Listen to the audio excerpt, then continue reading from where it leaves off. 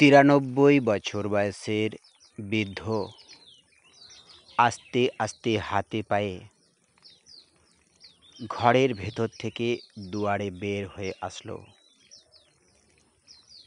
অন্ধ জীবন, দুঃখ কষ্ট, অনেক যন্ত্রণার সাক্ষী ধরাধামের এই মানব জীবন,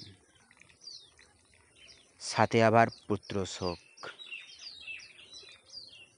৩ পুত্রের ছোট পুত্র সুকুমার ওরফে শুকলাল কয়েক মাস আগে দুরারোগ্য ক্যান্সারে আক্রান্ত হয়ে শত চেষ্টা সত্ত্বেও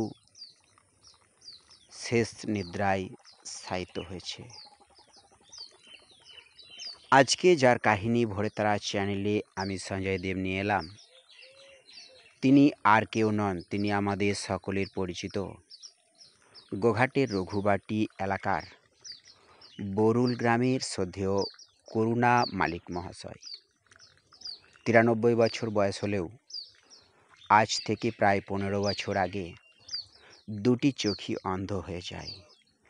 এক সময় কোর্ট, হাকিম, উকিলকে কাঁপানো তার শ্লোক আকাশে বাতাসে ফিরত।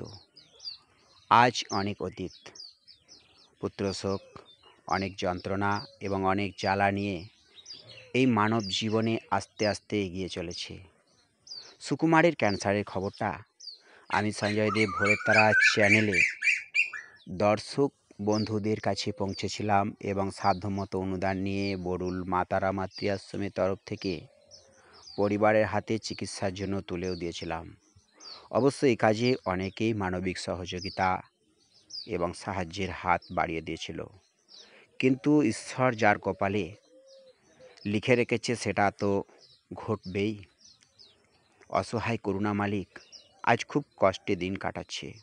আপনারা সাধ্যমতো অনুদান নিয়ে পাশে এসে একটু দাঁড়াতে পারেন গোঘাটের বরুল গ্রামে। ভোরের তারা চ্যানেলে প্রতিদিন ভোর ৫টায় আমি সঞ্জয় দেব একটি পোস্ট দর্শকের দরবারে হাজির করি। আজকের পোস্ট দুঃখের পোস্ট, সকলেই একটু শেয়ার করবেন।